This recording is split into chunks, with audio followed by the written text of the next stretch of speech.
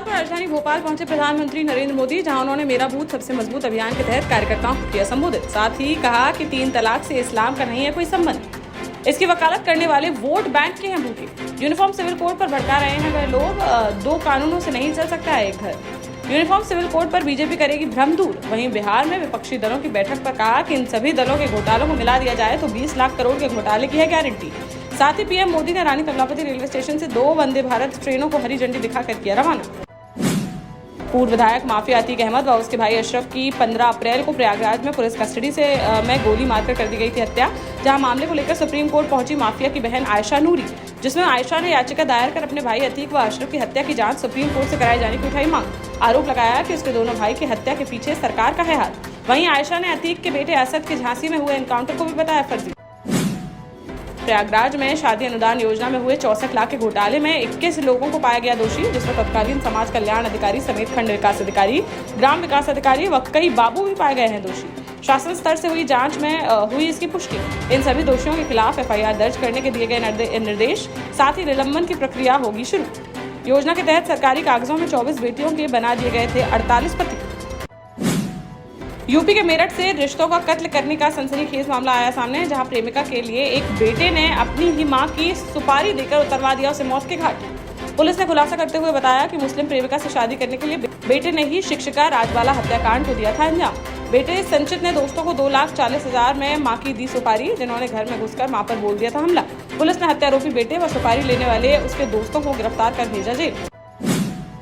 मध्य प्रदेश में आसमान छू रहे टमाटर, जिससे गृहिणियों में देखने को मिल रही खासी नाराजगी। 80 रुपए से बढ़कर सीधा 120 रुपए प्रति किलोग्राम पहुंच गया टमाटर का भाव, जिस पर बड़वानी की गृहिणी महिलाओं ने कहा कि अगर ऐसे ही बढ़ते रहे भाव तो हम महिलाएं मिलकर एक बड़े आंदोलन के लिए होंगी बात। झांसी के प्रेमनगर थाना क्षेत्र अंतर्गत रेलवे कॉलोनी में 11 जून की रात घर में घुसकर नीतू अहरवाल व उसकी बेटी पर हुआ था हमला, जिसमें इलाज के दौरान नीतू ने तोड़ दिया था दम। पुलिस ने 14 दिन बाद घटना का किया खुलासा, जिसमें सामने आया कि उसके भाई मनीष ने ही बहन की थी हत्या। आरोपी के अनुसार उसकी बहन का चाल चलन नहीं था ठीक, जिसको लेकर उसका आए दिन होता रहता था झगड़ा। तभी 11 जून की रात जब नीतू सो गई तो उसने नीतू व उसकी बेटी पर बोल दिया हमला। पुलिस ने हत्यारोपी भाई मनीष को गिरफ्तार कर भेजा जेल। झांसी में बुंदेलखंड निर्माण मोर्चा व राज्य समर्थकों के संरक्षक बल ब्रह्मचारी ब्रह्मरूपी महाराज द्वारा पत्रकार वार्ता का किया गया आयोजन, जहां महाराज ने कहा कि 2014 के लोकसभा चुनाव में उमा भारती, पीएम मोदी व राजनाथ सिंह ने किया था वादा कि जीतने के बाद 3 साल के अंदर बन जाएगा बुंदेलखंड राज्य, लेकिन 3 की जगह हो गए 9 वर्ष, लेकिन अब तक उन्होंने अपना वादा नहीं किया पूरा। बोले सत्य और निष्ठा की कसम खाकर राजगद्दी पर बैठने वालों को कभी नहीं बोलना चाहिए झूठ। कहा जल्द ही राज्य निर्माण समर्थक सभी राजनीतिक व गैर राजनीतिक संस्थाओं के साथ बैठकर आगे की रणनीति करेगा तैयार। मंगलवार को जालौन में मूसलाधार बारिश के साथ ही गिरी बिजली, जिसकी चपेट में आने से 5 मवेशियों की हो गई मौत। वहीं आकाशीय बिजली की चपेट में आने से झुलस गया एक चरवाहा, जिसे तुरंत इलाज के लिए अस्पताल में कराया गया भर्ती। अधिकारियों ने घटनास्थल का पहुंचकर लिया जायजा व दैवीय आपदा राहत कोष से मवेशियों के परिवार को मुआवजा देने की कही बात। भोपाल में बीजेपी नेता ने अपनी ही पत्नी को मारी गोली, जहां नीलगढ़ में रहने वाले भाजपा नेता राजेंद्र पांडे ने बीती रात अपनी पत्नी शीला पांडे को मार दी गोली, जिस पर तुरंत उन्हें इलाज के लिए ले जाया गया चिरायू अस्पताल, जहां डॉक्टरों ने उन्हें कर दिया मृत घोषित। घरेलू विवाद बताई जा रही है घटना की वजह। राजेंद्र दुबे भोपाल दक्षिण पश्चिम विधानसभा क्षेत्र के बरखेड़ी मंडल के रह चुके उपाध्यक्ष।